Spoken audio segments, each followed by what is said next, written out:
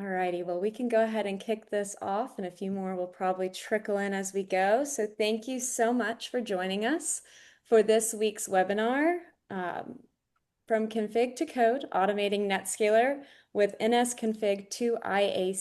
I am so excited to introduce our two speakers here today. We have Konstantinos Kaltsas, Product Manager with NetScaler, and Richard Faulkner, Solutions Architect with Ferroque Systems.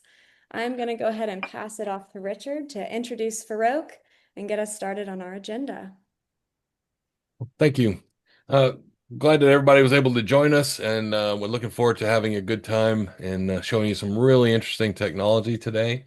I am Rich Faulkner. I'm a solutions architect at Ferroque Systems, and we are one of the largest providers of services and support capabilities for end user infrastructure, covering the gamut of both of desktops and obviously NetScaler and other functionality.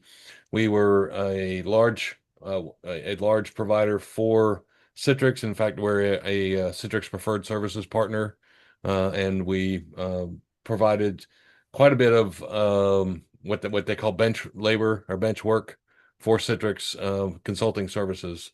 So we've definitely got the expertise that we need to handle any of the pieces that you might need help with. So please feel free to reach out and to us and for other needs. But obviously, we're here today to talk about NetScaler. So on the agenda for today, the first thing we're going to go through some of the challenges that the customers are seeing and some other functionality that's available and new things that are coming on the horizon and what that driving force behind those are and why does infrastructure as code even come about, and what is it doing for us, and what do we and why are customers and users wanting to go that direction? We're going to talk about how modern IT is being run and how the infrastructure as code is enabling much of the modern IT infrastructure, and then how that would translate over to the NetScaler, why the driving information is there. Then we're going to go through figuring out, okay, how do I get my environment, which is built in what we like to call ClickOps, or from CLI commands and so forth. How do I get that over to infrastructure as code so that we can automate a lot of these things?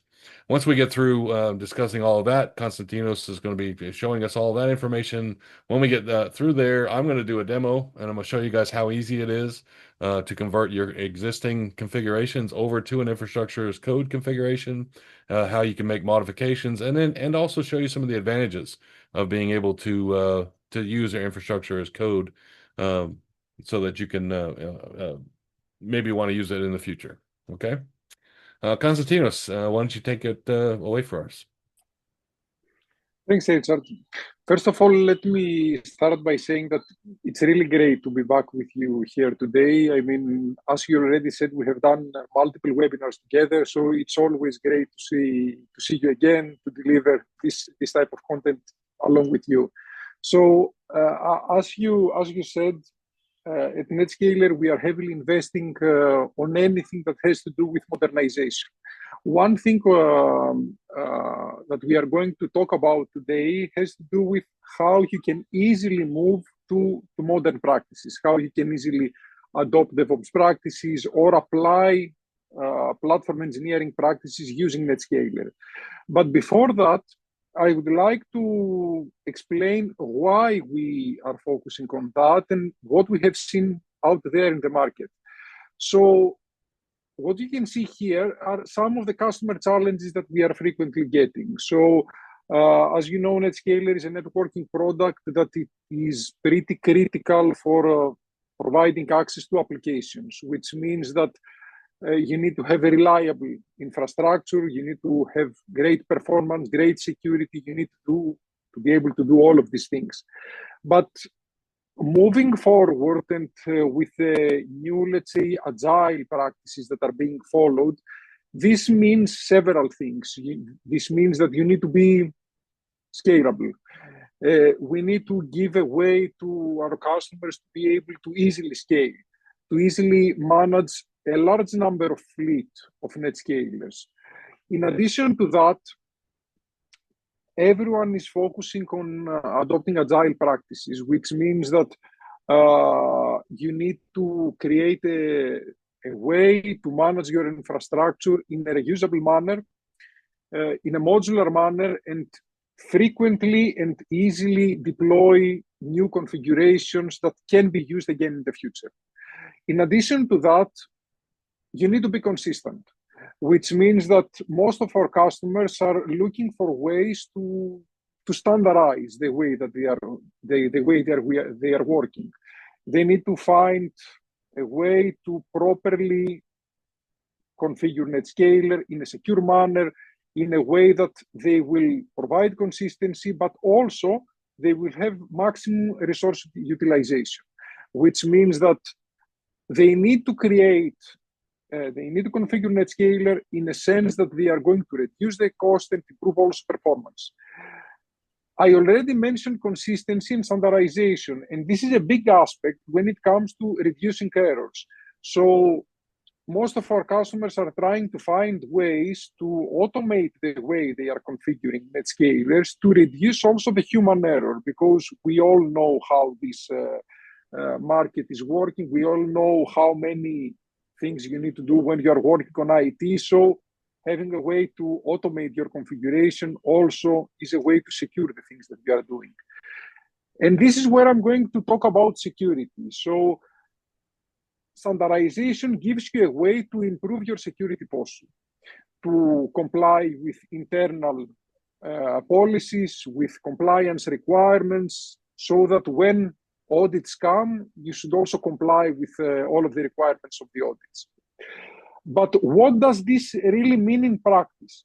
And we are going to see the different use cases that can be supported. So if we can go to the next slide to see how you can also follow, let's say, why you should consider using automation. So when we are talking about automation, typically we are talking about infrastructure as code.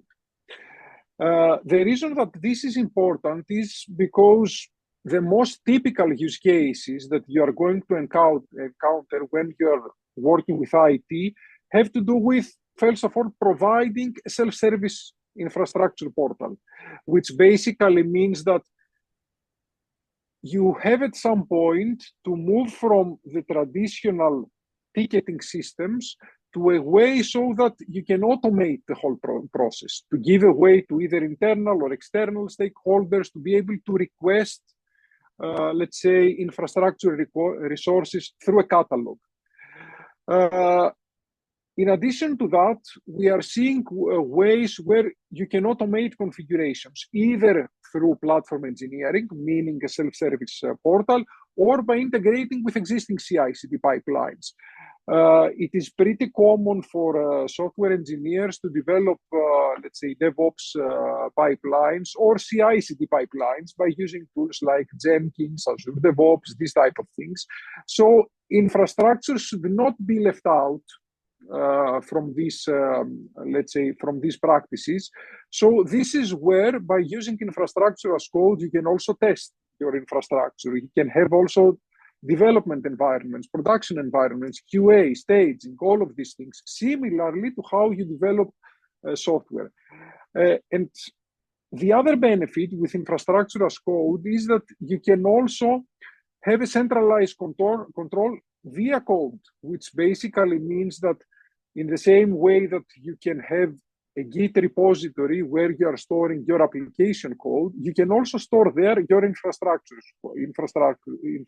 code.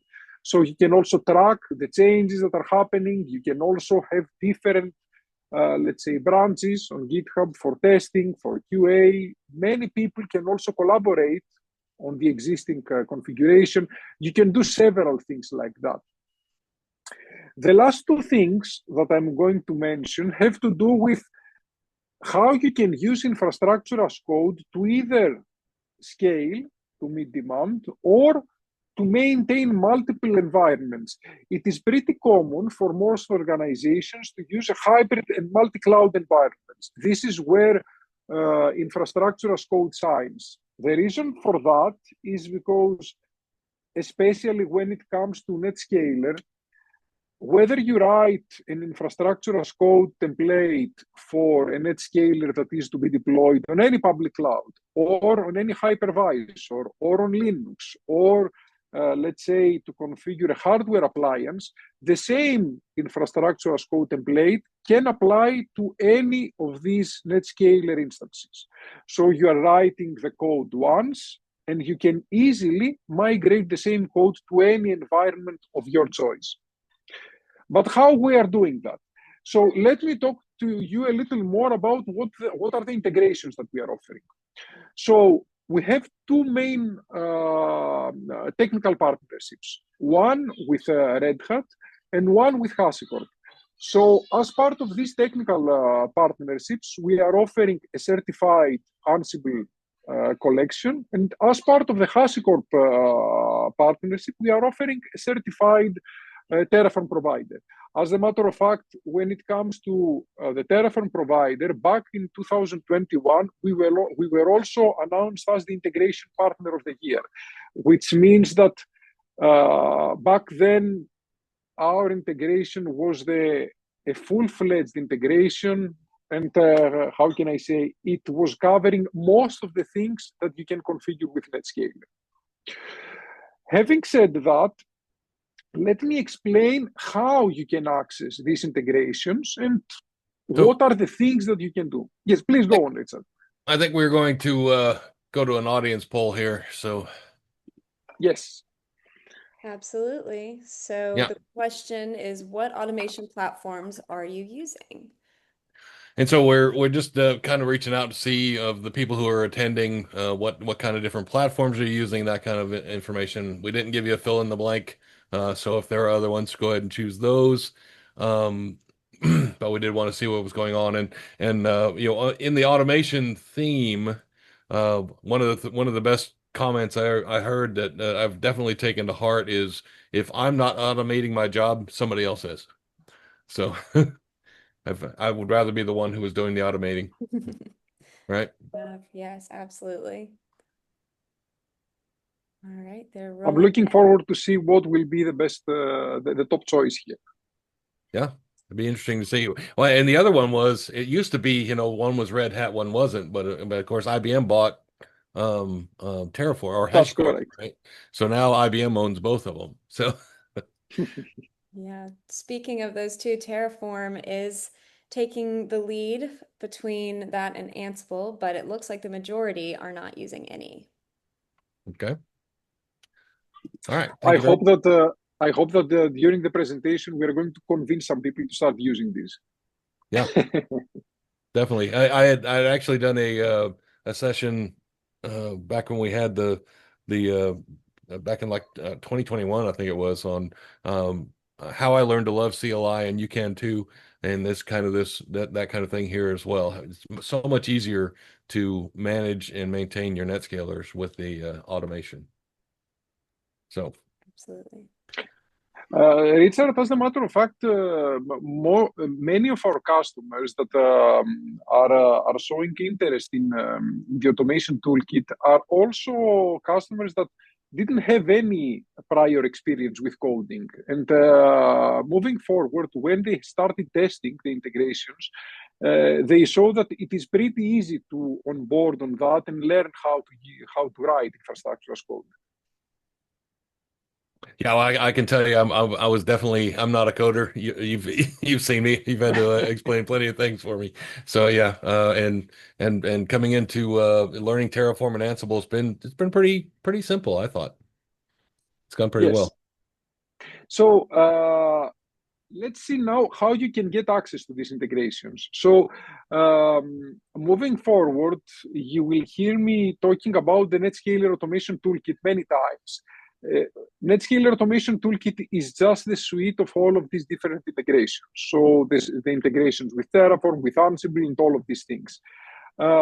You can definitely scan this QR code, and by scanning this QR code, you will be redirected to our GitHub repository where we are offering all of this information. So you will find several demos, several recordings. You will find also examples of code, the links to the actual integrations, because at the end of the day, all of these things are open source. If you would like also to see how we have written these integrations to get access to the code, or even contribute, we are also accepting contributions for that.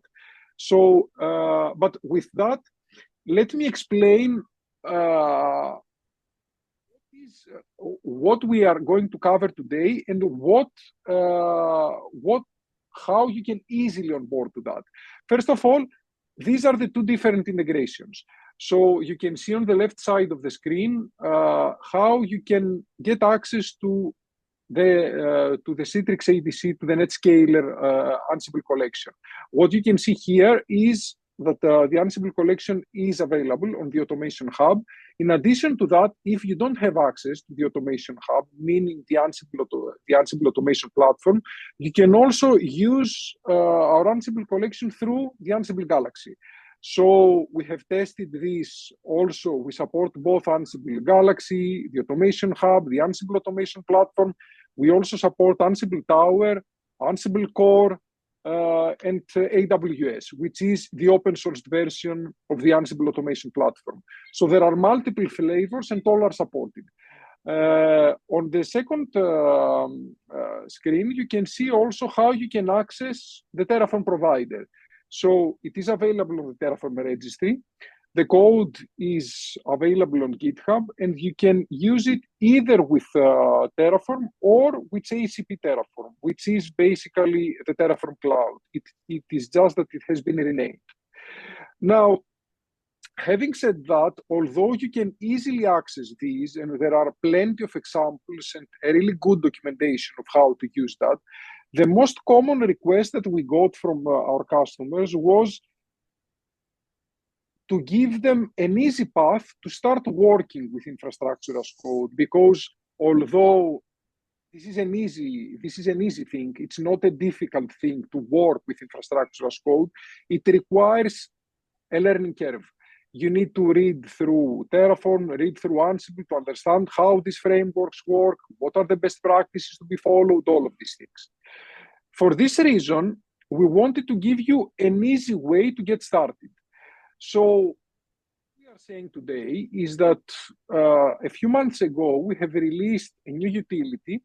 This is a Python-based utility that can automatically generate infrastructure as code templates from your existing NetScaler configuration.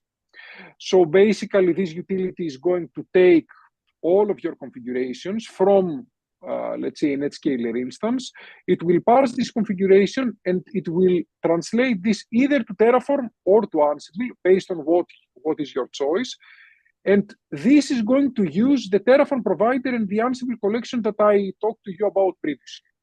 So that, let's say, the main benefit here is that you don't need to translate this yourself. You are going to skip a process of multiple months of work and multiple people working on that, and you will have the project within a matter of minutes. As a matter of fact, we have tested this with a few customers that have really large, let's say, ns.conf files, which are the configuration files, and we are talking about thousands of lines of code. And all of this conversion could happen within a matter of a minute, or let's say 30 to 40 seconds. Now, how this utility works? This utility is going to take as input your nsconf file. It will parse through this nsconf file, and it will just need to have access to a NetScaler instance. This NetScaler instance doesn't have to host this configuration. It can be any NetScaler instance that is from a certain NetScaler version and above. It should be 14.1, 43.x build, and later. The reason that we need this NetScaler is because we need to, let's say, properly analyze the configuration and validate this configuration. So we need a running instance to validate this nsconf file. After this validation happens, then the utility is going to parse the response and generate the infrastructure as code.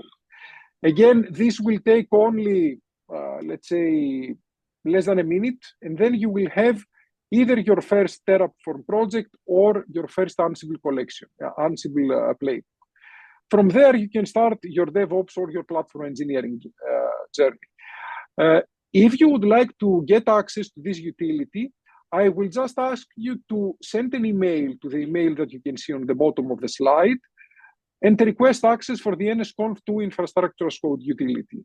Either me or one of our engineers is going to respond by asking a couple of information, and then you will get access to the repository.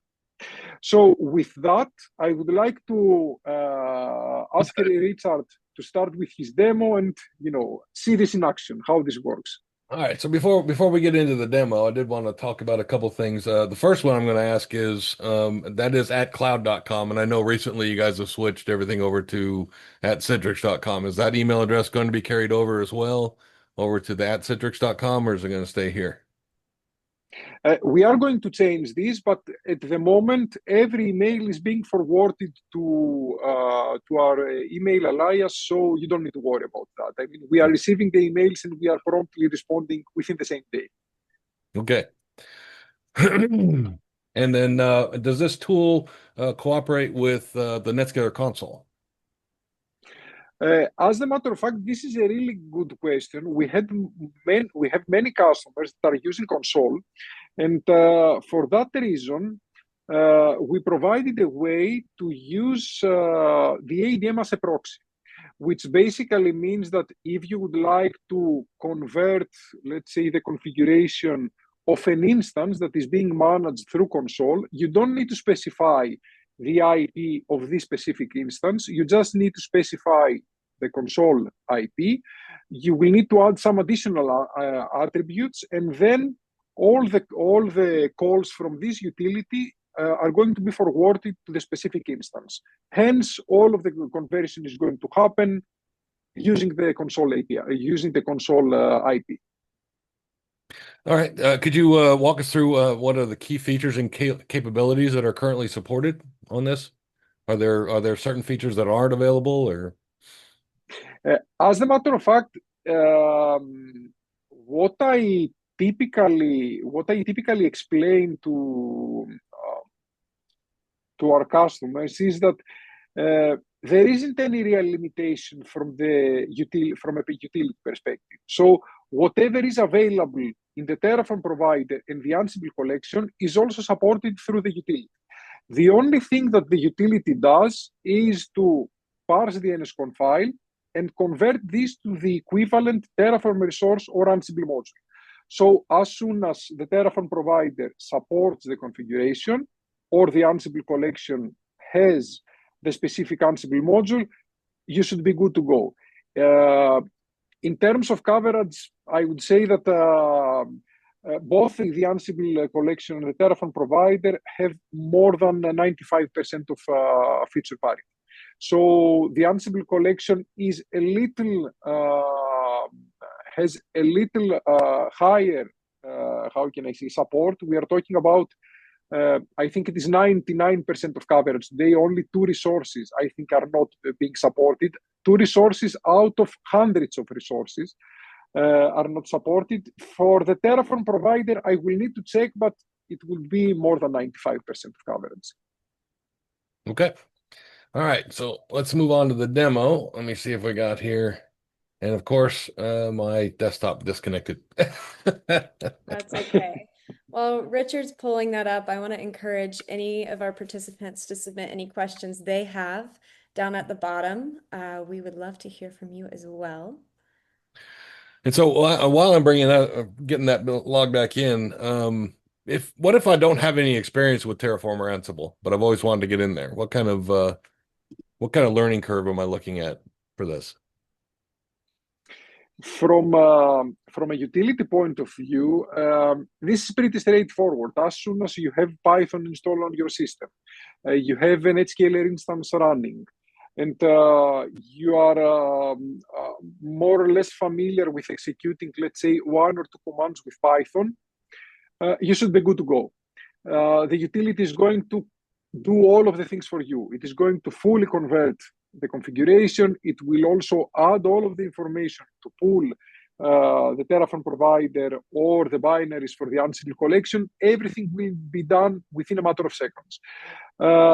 In terms of onboarding process, the main reason that we did that is again to give you a starting point.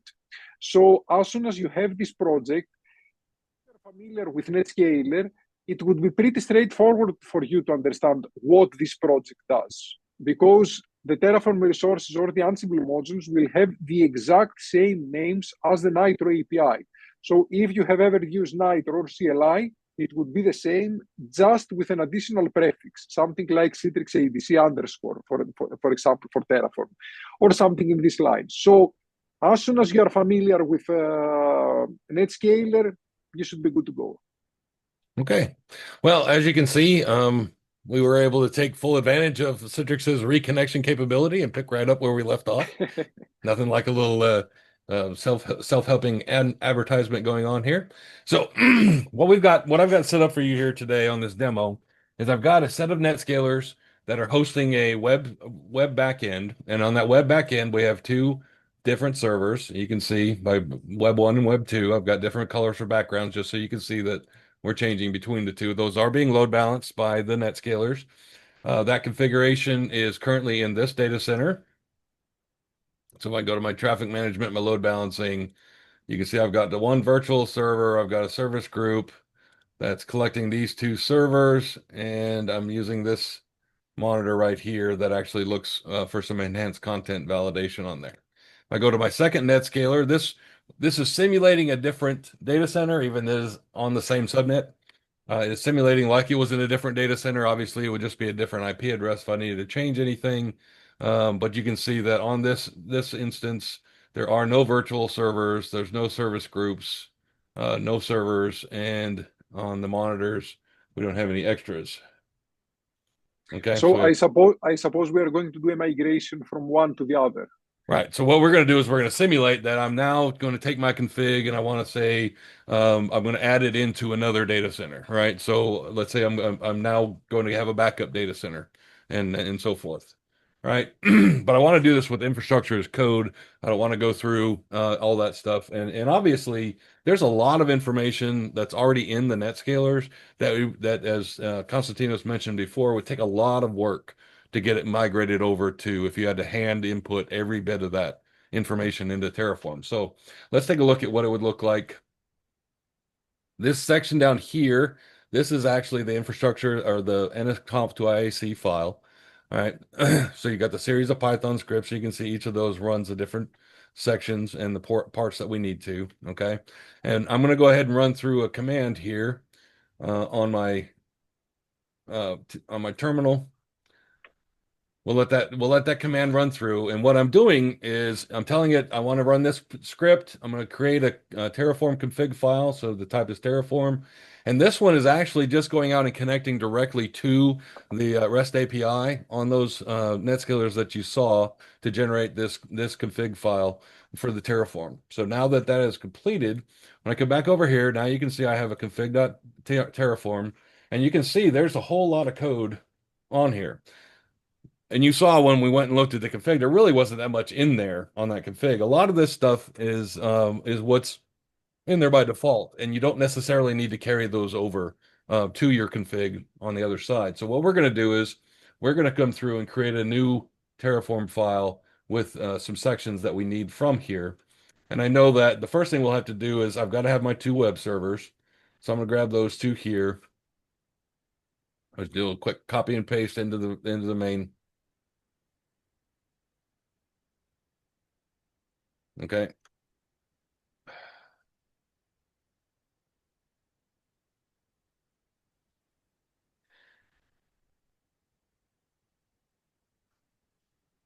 All right. So we are going to go through the code and transfer the servers, the services, the load balancing, virtual server, these type of things. Correct. And we saw that we've got the two servers there. So now I'm going to grab my service group on this side. And I apologize for that. It didn't seem to want to let me paste, but it is now. So we should be good to go there. Then I go back to my config. We got our servers, the service group. Now I need my load balance virtual server. And I can copy this in there. And I know that because it's going to be in a different location, I'm going to need a different IP address. So I'm going to go ahead and paste that in, and we'll go ahead and change that. And like I said, in a different data center, obviously more octets would change than this, but for the purposes of the demo, it's just going to be a slight change in the IP address location. The next thing we're going to By, need is our monitor. And you can by see the it's way, Richard, one of the common things that many people are asking is, let's say that I have done this once. What will be the next step? I mean, obviously, we are not saying here that this will be the production grade template. You need to go through that to create variables to reuse the code in the future. But what Rich is showing you now is how you can easily create this once and then spend a little time to apply your best practices in this code. And the other nice thing about the infrastructure as code sections here is that as the NetScaler experts, and I'm going to just real quick, you can see we've got analytics profiles. I'm not going to copy any of those over, so we're just going to skip through those real quick. But as the NetScaler experts, we can actually go in and set guardrails, requirements that anything that comes through has to have, and then we can actually turn over to the developers the ability to just make calls for producing these environments. Okay, so that if they need to publish a new website or add a new load balance capability or go into some global site load balancing, they can just put in the portions that they need. We've already built the guardrails around the outside of it to make sure that it's secure, that it's always going to have this. It has to have this certain setting for the SSL profiles, etc. So it gives us that control while still making it available for the for our code workers to get the work done. And so we should see. I did miss that one, so we better get both of those servers in there. Got a little distracted talking to myself. Anyway, we're going to bind both of our servers to the service group. And then when we come back here, we should be going back. And there's the profile. Oh, yeah, analytics. Sorry. We got the monitor. Did we get that already? While you're pulling those, Konstantinos, maybe you can answer one of our questions from the audience. Can we use this automated backup of config from ADM?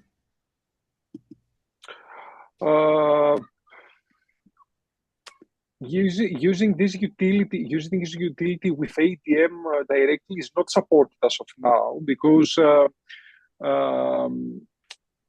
this relies on the nsconf file. So the only thing that you can parse is the nsconf file itself. So if, let's say, for example, you pull this nsconf file from ADM, then you can do that.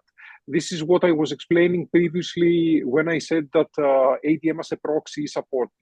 But these are two different things. What we are considering to do, and let's say also the people can tell me if this would be of value, is whether we should also provide this functionality on the NetScaler console directly, meaning you should not have to type on your terminal or use the Python script itself.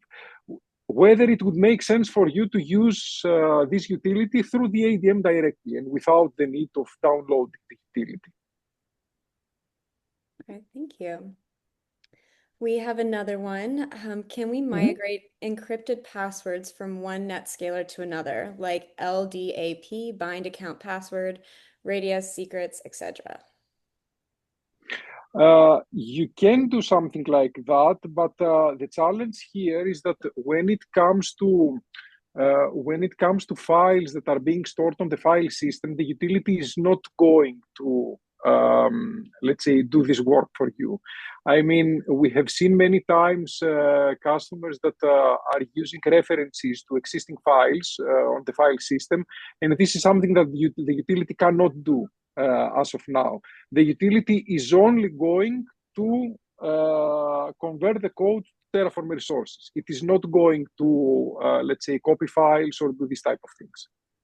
But those are still available, those functionalities, so that you can Correct. still like if you need to upload a certificate file and take care of some other stuff for the config, that is still available in the Terraform and Ansible. It's just this utility is not going to do those files for you. It's just going to grab That is the, correct. okay. So as you can see, we've got that plan done. I've saved it. I'm now going to go through on the Terraform and execute my command.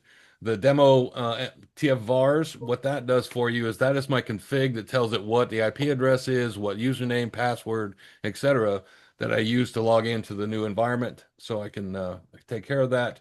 When I execute my plan here, it's going to come through and you can see it says I'm going to add 9 items, and you can see we've got all 9 of the items here, and you can see also that I'm only putting in some of the pieces that are available, right? So there's a lot of other commands that are available in Terraform, but these are the only ones I need to get this environment configured the way it is. So then I'm going to come through. Now that my plan is completed, it's verified it, it's made sure that all my parts are working correctly. I can just make a copy of that and do a paste. And when I copy that in here, you can see it went and it applied 9 resources. So I come back over here to my web page, and if I check out my environment on this one, now I have the monitors on there. I've got my servers are applied. My service group is available, and my virtual server is up. When I go to this machine now, I come in and there I go. Now I have a backend servers. Okay, so I have the same config as what it looks like over here on this one. Now, that's pretty cool. Be able to move that your entire migration over in executing a plan. But the nice thing is that that also allows me to do that multiple times. I can schedule that with workflows. I can actually set that to where it'll happen at a certain time and so forth, right? So it gives me that capability. Now, let's say that this back end over here is getting heavily loaded. There's too many other people that are coming into it. We're going to come in here, we're going to add another server and bind it into this environment. And all I have to do is edit these commands in here. So you can see there's another server, web3, and I'm binding that server to the environment. We'll save that environment in there. And when I come through on the Terraform plan, we'll run that one again. And you'll see that this time it's got 2 to add. It's got my 2 servers that are located there. And I can do my apply once again. And it wants to have the server there first, so it's going to give me the error on the service group member binding because it wasn't already there. The server wasn't already present. So I can do the plan again, and you can see it's going to add 1 more. I can execute that plan, and it does bind that in there. So now when I come over to my website, on my machine, I can see that there are now 3 servers in there. If I go into my service group, you can see that there are 3 members that are up and running. Okay. And when I go to my demo backend, I now have 3 servers that are available. Okay. So we got that set pretty good. And imagine being able to put that information in there, and then your change windows at 9 p.m.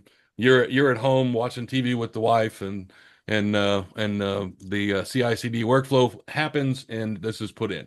You didn't have to do anything. You didn't have to be present. I like that. Personally, I like the idea of being able to work 8 to 5 instead of whenever needs to be done. And then the other nice thing about this is that as Konstantinos mentioned before, you have the ability to put this up in a test environment. So let's say that was my test environment. I've tested it out. I've checked that I can add those pieces in there. Now I'm completed. Now I have the ability to come in and say Terraform destroy that var file.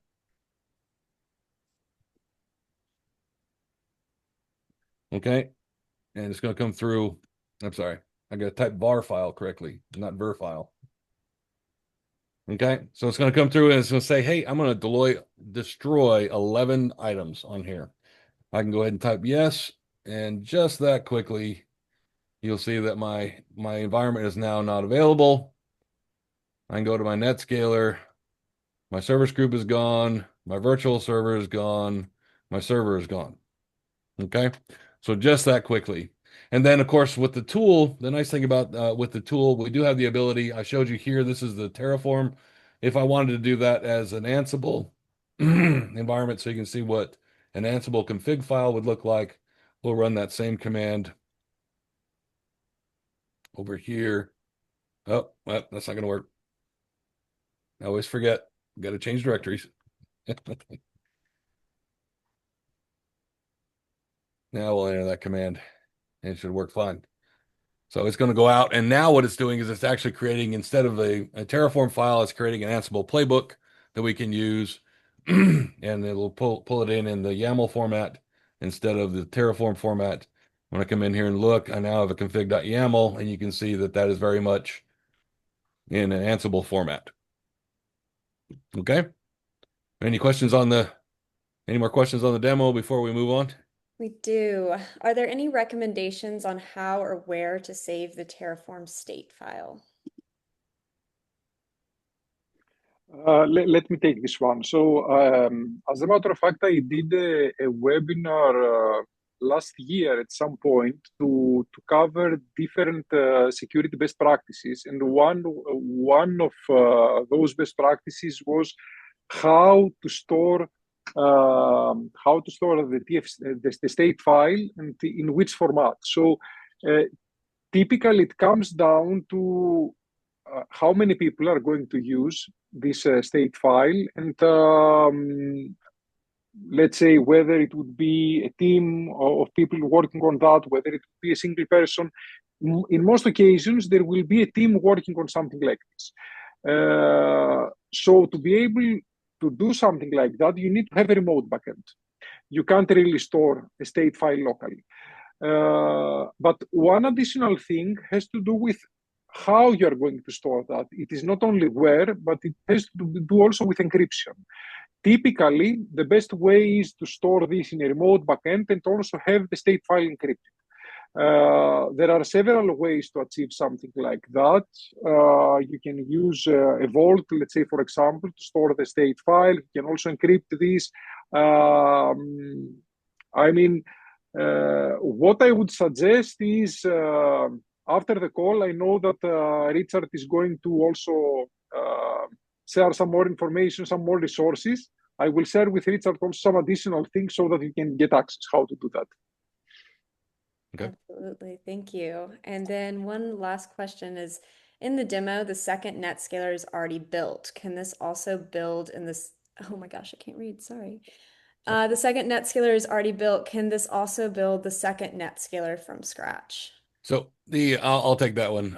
In fact, I used to do some demo when I was at NetScaler. I did several demos where we went through and showed how to build it in building a complete NetScaler environment in Azure and AWS. It can be on Nutanix, VMware, Citrix Zen Server, whichever functionalities. The ADC file does have the commands and information that you would need to actually go and produce these in here. So you can actually use it to not only create the configuration, but to create the appliance first.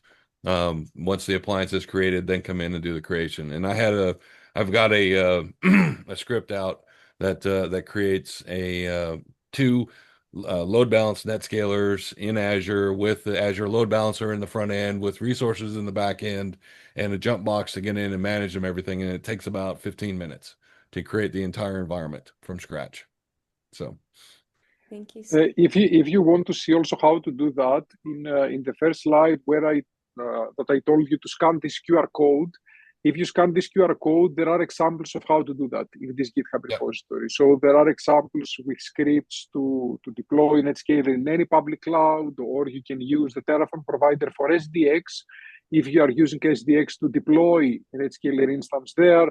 And it is exactly as Richard described. As soon as you have the NetScaler provisioned, then you can continue with the Terraform provider to also configure it. And then also, if I'm not mistaken, you guys still have the labs available, right? The Terraform lab and Yes. the Ansible labs. So there's actually labs that you can sign up for on Citrix Community that will walk you through step by step how to do all the different pieces for either Terraform or Ansible. Okay.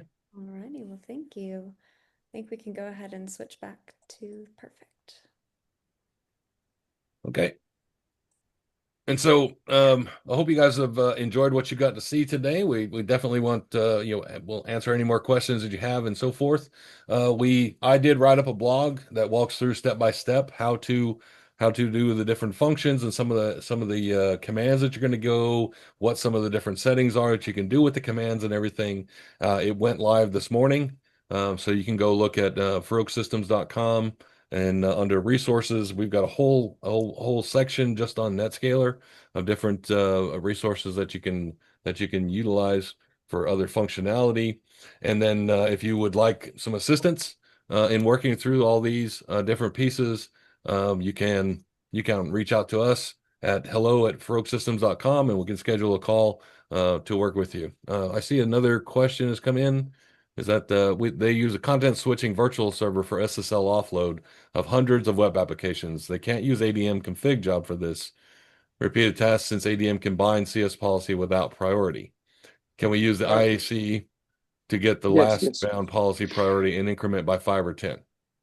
Yes, this is supported. Yes, I mean, I got this question again 2 or 3 weeks ago. This is fully supported both with Terraform and Ansible. So if you go to our Terraform provider on the registry site and search under the CS policy, you will see that there is the priority there, which is an optional parameter. Check this one. You just need to specify the value there. It is the same also with Ansible. If you have already done this manually on the NetScaler instance, also the utility that we presented today will also do this conversion for you. Okay. And do we have any other questions? I think that's the that's bringing us extent of them. Right about to time. So any last minute questions? Well, I would just like to say that again, as I said before, if I'm not automating my job, somebody else is going to be doing it for me. So it's definitely worth a while to go and pull these informations in. And I've personally felt like one of the biggest drawbacks to trying to automate NetScalers is that there was so many configs out there. I mean, I deal with a lot of customers who've got as Konstantinos mentioned, hundreds of lines of code, CLI commands that are in there. And I can't imagine having to go and manually do all of those things back again. But the ability to go ahead and pull this in, enables that tomorrow, right? So you could actually have this going right away. The other thing I like about this is the ability to have a true, and so many places don't have them, but have a true development, test, and production environment. And the only thing I have to do to change on the code is going to be those variable files, right? So that variable file that I used to move my config over to the other side, I can have a different variable file for development, a different one for test, and a different one for production. We modify the files, we change them, we save it, we apply it to development, check everything out. It looks like we want it to. Then all we have to do is run a Terraform plan with the variables for the test environment. It deploys it out there to test. We go through, we do all our testing and everything. Then all I have to do is run it to production. I don't have to make any changes to the file. I'm using exactly the same files. I know that my production environment is set up exactly the same way I had my dev and test environment set up. So I can feel confident that I can apply it in using a CI/CD workflow or whichever. And then also, one of the things I liked about this environment, I could go back and show you. I've run this demo about 5 times to practice through what I needed to do, and every time I messed something else up. But anyway, the nice thing is, I went back in when I got done. All I did was destroy the files in Git instead of saving them. So I didn't, and I was right back at the start of the demo. Right, the config file was gone, the Terraform file was gone. The Ansible file was gone. Everything was back the way it was. I go through again. It produced the new files. When I got done, delete them or cancel it and not save it, not commit it, and boom, my files are back where I was. So that's very nice to be able to use GitHub to do those things. So the advantage there is that I make a change, we do get it all the way to production. We find out there's something wrong. I can roll back by simply running Terraform apply or Ansible.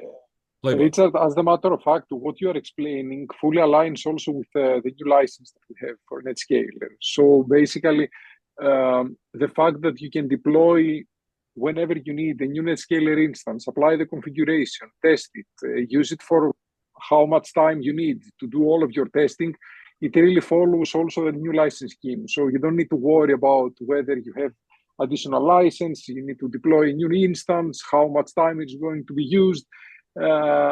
Every engineer that needs to test NetScaler, they can just deploy one additional instance, use the existing licenses, test every feature. You can do simply all of these things. And it works with containers too, right? So if you want that's correct.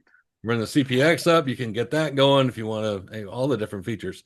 So we did have another question come in, and it was asking about Stylebooks config packs. So in the console, you can use Stylebooks to do configurations and everything on your NetScalers. Will those be discontinued or migrated in favor of this solution for Ansible and Terraform in the future?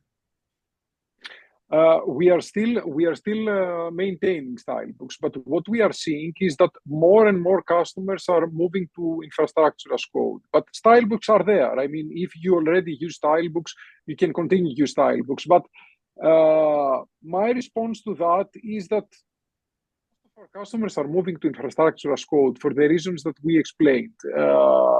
Terraform and Ansible are here to stay. So there are tons of best practices that are being followed for that. We are also investing more and more on this front. So I highly suggest you to move to Terraform and Ansible. At the end of the day, if you prefer Stylebooks, we also have Terraform and Ansible support for Stylebooks. So it is not like you need to pick one or the other, but even the customers that are using Stylebooks today are always asking whether they can use Terraform to configure Stylebooks or to configure config packs using Terraform or using Ansible. So it's a matter of what works best for you. But again, what I'm seeing from my side is more and more customers moving to infrastructure as code. No. And I can tell you that applying a Stylebook, I think, takes longer than what we just showed you to put the config out there, right? And so one of the other things I liked about that capability, if you saw when I ran the plan, it told me I'm going to add these pieces. I'm not going to change anything. I'm not going to do anything. So I can actually have a CI/CD workflow that runs, let's say, every 12 hours and just have it run through and see if it would change anything. So it just runs the plan, and then it comes back and tells me if it says nothing to change, nothing, the environment hasn't changed, then I know I'm good. But if somebody goes and makes a change without me knowing about it, it's going to come back and say, I've got to make this change. Right. So I'm going to know from that output whether or not something's happened on my environment, whether something's changed without my knowledge. I'm going to, if I'm expecting nothing to change and I see that it's going to make a change, then I'm going to have to ask the question, why was that there? Plus, if somebody goes and makes the change and something and breaks it because they weren't going the right way, again, I run a Terraform apply, boom, I'm right back where I was. Right. I'm right. By the way, we focused more on Terraform, but also for the people that are interested in Ansible, we supported the same functionality also for Ansible. So if for any reason you would like to do this type of checks or dry runs with Ansible, support is also there. By default, Ansible didn't support something like this, but we implemented this because this was a pretty common request from customers. How I can really use the Ansible collection, but check if something will be changed, similarly to what Terraform Plan does. So the same capability is also available there. Okay. That's good to know. I think that's all our questions. The last thing that I want to mention has to do with the overall, how can I say, the overall experience with using infrastructure as code. I will share with you a customer case that I really worked close with a customer. It started with a complaint from a customer because there was a customer that was working fully on automation for almost 1 year. Meanwhile, we were developing the nsconf2iac infrastructure as code utility, but this was not ready to be released. So when I went and presented this utility to the customer, he complained that we spent over a year working on a migration to translate every configuration to infrastructure as code. The funny thing was that the customer was really happy that we released such a utility, but The complaint that I got was that if you had released this utility 1 year earlier, I have eliminated all of the work of spending 1 year to do something like that. So what we are proposing today is you can skip the whole process of investing in a multi-month project. So this is a utility that can really eliminate several costs. You will not need a team of 3 to 4 engineers working for multiple months to do something like that. So if you are considering to adopt infrastructure as code, this is the best way to do that. Yeah. So give it a test, and we are here to help. Definitely good. And one of the other things, when I was at the Citrix Connect in DC last month, and they were walking through, because infrastructure as code is not just NetScaler, right? This also applies to all of the Citrix products. So you can do a Citrix virtual apps and desktops environment. And they relayed a case study of a customer who had actually that uses the infrastructure as code, and I believe Terraform, and they actually rebuild their entire CVAD environment every 30 days. So they rebuild. I mean, imagine building your entire uh, uh, uh, all your Windows images and everything from scratch every 30 days. You know, how easy would that be to then be able to make a change and be confident that I'm not going to break something, and if I do, I can roll back, right? I can roll back in a matter of minutes. I'm back to where I was. So I definitely think this is the future, is where it needs to go. And again, thank you guys. Thank everyone for coming and joining us. Oh, sorry, we just saw where did we find the nsconf2iac? That blog that I mentioned has a link to it. You will need to request access from Konstantinos. So your best bet's probably to send an email to the automation toolkit at cloud.com. Is that right? Did I get the email right there, Konstantinos? It is NetScaler-automation toolkit at cloud.com. So, Okay. Richard, if you haven't added this on your blog, if you can just add this email so that everyone can get access to that. All right.